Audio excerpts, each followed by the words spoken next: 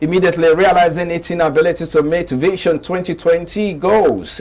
Years after the country embarked on an ambitious agenda to be among the top 20 economies in terms of GDP size, President Muhammadu Buhari this week launched a new long-term national development plan, the Nigeria Agenda 2050, with the goal of ensuring that the country obtains a per capita GDP of $33,228 US dollars per annum and place itself among the top middle income economies by 2050.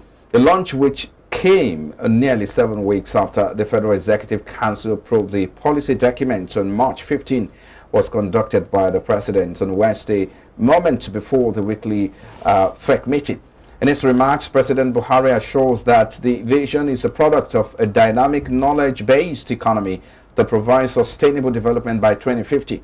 He expressed the belief that the document, which equally aims to increase per capita income of Nigeria to $33,328 US dollars per annum, will place Nigeria amongst the world's top economies by 2050. So let's get talking now.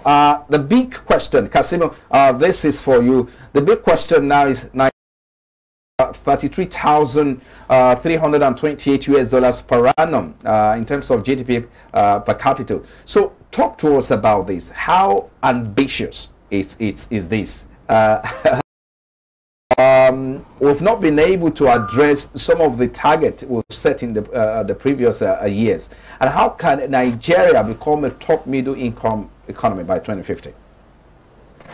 Well, it may look very ambitious, but at the same time, it's better to plan, because when you fail to plan, you have already planned to fail. Now that we have this ambition, we have to look at all the hanging fruits and to make sure we bring them to the table. Remember, what was the contribution of telecom in 1990? Less than 2% to GDP. Today, telecom is contributing 18% to the GDP. If telecom can do that, so we look at all the other hanging fruit and bring them up to the table. And if we can do that to the telecom and escalate it to the other sector of the economy, I'm not surprised for what they plan for. And don't forget, we have seen how the Nigerian economy worked under the development plan 1, 2, 3 during the 1970s. Most of the development, the manufacturing company came into existence because of development plan. And most of the substituted products came to exist because of development plan. So we hope now by the time they dissect it, so many other things that are imported into this country, we may not need to import them. We have somewhat work to the cement industry. Today we are net exporter of the cement. We can apply it to the other thing, and by therefore we are strengthening our currency. Because the more you export, the more you get hard currency, and the more stronger your currency will be. And I believe with the team of our population, with the land mass we have, with the opportunity available both in the mineral and the water, I believe the sky is our limit. So I would not say it's too ambitious. It's only that we have to wake up. Okay. Let me come to you, Mr. Oshoma. What are the risks associated with such an ambitious economic development plan, and how do you think this risk can be mitigated? Vincent? Thank you very much. It is good, like Mr. Kofi mentioned, to plan, and there is nothing bad in being ambitious.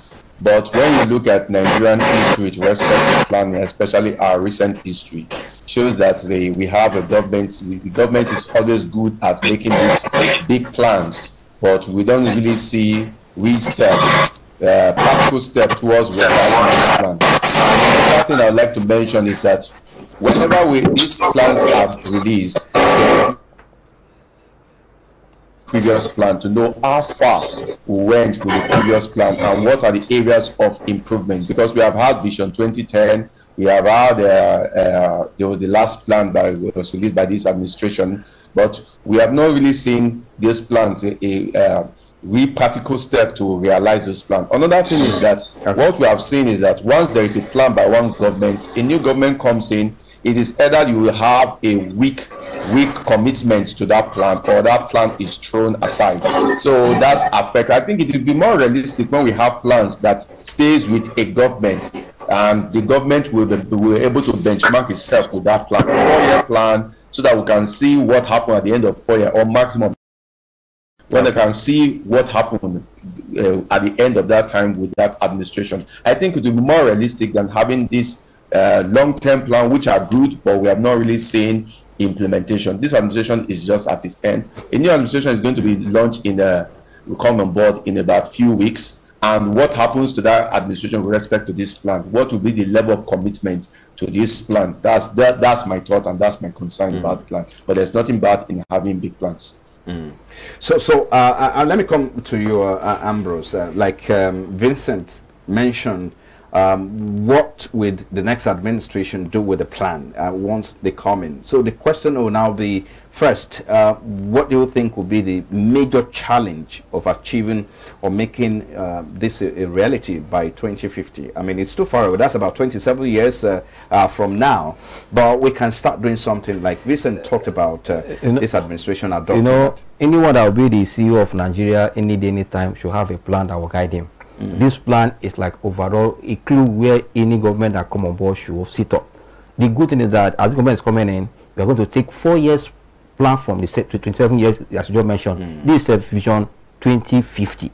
In the next 4 years, we're going to take look at what the vision is going, where it's going, and key your plans around the vision and have it what, in quarters and years. Yeah, in quarters and years. Because if you go to companies like, example, let me say CEO of Nigeria now, the president. If you go to corporate world, you see the rolling out 5 years plan, and it starts from their quarterly performance to see where they are going. I think that we are adopted in this kind of scenario. That now we have a road where we are going, where we are heading to. It's now done on the government. Either APC come, PDP come, whoever that come, put your focus on this vision where we are going and implement it. You mentioned something when we are reading that Vision 2020, we didn't achieve it. Now another one has come again. Now it's now whoever is coming on board. There's also economic recovery growth plan, which of course that was 2017 to 2020. Yeah, definitely. That this plan for me is just to bring it down, and also what I was that once you implement a policy and it's working, just they will try to put that instead of reviewing it and bring more that sustain that momentum. That is why, as you mentioned, economic recovery. I remember when it came on board, we saw the move, but that was not sustained because they are not reviewing policy. Because I tell you, as technology is coming up, different market is opening, everything. You have to go back to what you have planned and review it and implement. For example, now achieving this mass for me is not a task. Nigeria will get there. We'll get to that level. Now that we are seeing technology pushing the economy, and also we have a Africa free zone. That if we encourage other industry, as Elijah mentioned, telecom have brought us a lot. Let's also face agriculture and bring it to light and see how it's going to contribute more to the GDP. We'll have market now. Nigeria is there, and Africa zone is also there for us to push. For me, this is a big task for whoever is coming out. We must think big now and implement, not just relying on 2050 vision. Take 4 years, put it in quarters, and see how you can run the 4 years, see how you can bring that 2050 to a smaller picture and implement it and achieve a goal. So whoever that comes after you will continue. Before you know it, we are there. For me, it's a good one. You must have a plan to guide you at any time so that at the end of the day, you know where you are facing. Okay.